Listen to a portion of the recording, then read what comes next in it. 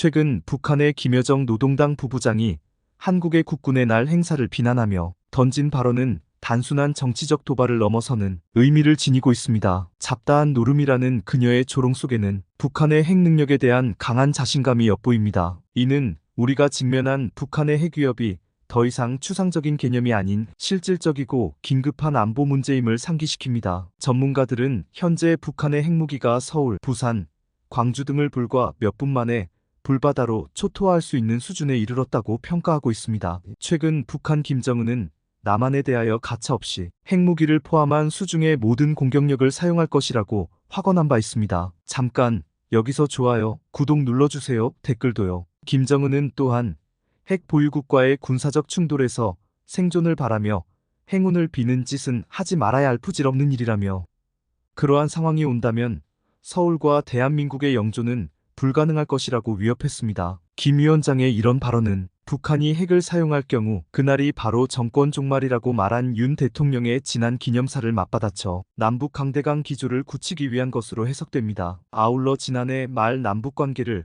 적대적 두 국가 관계로 선포한 만큼 북한 주민들에게 남한과의 단절을 강화하겠다는 의지를 재천명하기 위한 목적도 있어 보입니다. 북한의 핵 능력이 사실상 고도화되어 남한의 현실화된 위협임을 인정해야 합니다. 북한은 2006년 첫 핵실험을 시작으로 2017년 6차 핵실험에 이르기까지 꾸준히 핵 능력을 발전시켜 왔습니다. 이제는 수소폭탄급 위력을 지닌 핵무기를 보유하게 되었습니다. 특히 6차 핵실험에서는 최대 100킬로톤의 위력을 과시합니다. 북한의 미사일 기술 또한 급속도로 발전하고 있습니다. 특히 주목해야 할 것은 극초음속 미사일의 개발입니다. 이 미사일들은 서울까지 1분도 안 되는 시간에 도달할 수 있으며 현대의 방어 시스템으로는 요격이 사실상 불가능합니다. 합동참모본부도 요격할 수단이 없다고 명시한 바 있습니다. 이는 북한이 실전에서 핵무기를 사용할 경우 빠른 속도로 대량의 피해를 초래할 수 있는 상황을 의미합니다. 김여정의 최근 발언은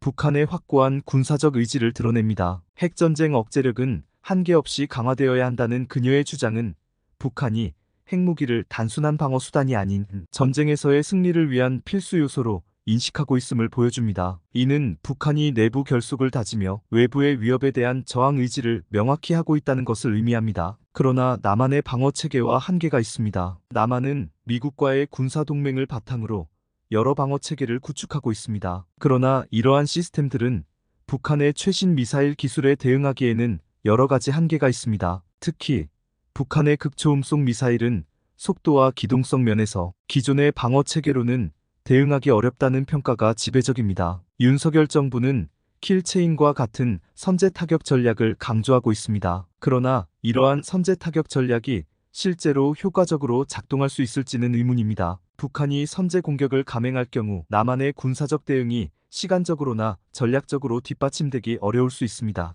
더욱이 선제 타격은 북한 정권의 즉각적인 핵 반응을 유발할 가능성이 높으며 이에 따른 재앙적인 결과는 감당하기 어려운 수준이 될 수 있습니다. 단순한 군사적 대응만으로는 북한의 핵 위협에 대처하기 어렵습니다. 핵폭탄 단추를 누르는 순간 몇 분 후부터 우리는 북한의 상대도 되지 않고 그대로 무너집니다. 따라서 한국은 군사적 대비 태세를 갖추는 동시에 외교적 해법을 통한 긴장 완화와 평화적인 해결을 추구해야 합니다. 국제사회와의 협력을 강화하고 북한과의 대화 채널을 유지하는 것이 중요합니다. 한편 반복되는 북한의 위협에 대한 남한 사회가 둔감화되어 만성 무감각증에 빠져 있습니다. 남한 국민은 더 이상 그 위험성을 실감하지 못하는 경향이 있습니다. 일상적인 뉴스 속에서 북한의 미사일 발사나 군사적 도발은 하나의 뉴스 아이템으로 치부되고 그로 인한 불안감은 일시적으로 지나갈 뿐입니다. 이러한 만성 무감각증은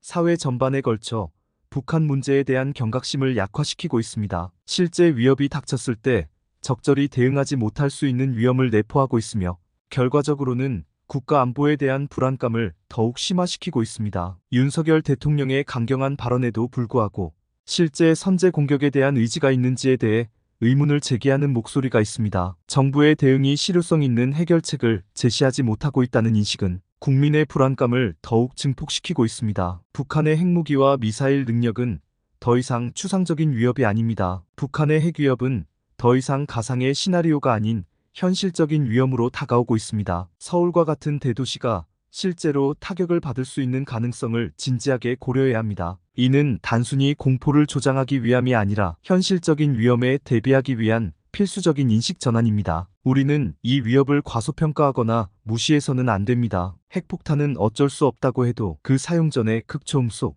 미사일과 같은 새로운 위협에 대응할 수 있는 첨단 방어 시스템의 개발과 도입이 시급합니다. 동시에 사이버 안보, 정보전 등 비전통적인 안보 영역에서의 대비도 강화해야 합니다. 종합적인 방어 체계 구축하여야 합니다. 우리는 이 위협의 실체를 냉철하게 인식하고 그에 맞는 새로운 안보 패러다임을 구축해야 합니다. 우리도 핵무장을 하든가 못하면 외교적 노력, 국제 협력에 집중해야 합니다. 북한 핵 사용을 국제적 협조로 막아야 한다는 것입니다. 북한의 핵 위협은 한국만의 문제가 아닌 국제적인 안보 이슈입니다. 따라서 미국, 일본, 중국 등 주변국과의 협력을 강화하고 유엔을 비롯한 국제기구를 통한 다자간 접근법을 모색해야 합니다. 그리고 동시에 북한과의 대화 채널을 지속적으로 유지해야 합니다. 긴장 완화와 평화적 해결을 위한 노력은 계속되어야 하며 이는 장기적인 한반도 평화 구축의 토대가 될 것입니다. 끝으로 여론을 보기 위해 인터넷 댓글을 인용하겠습니다. 먼저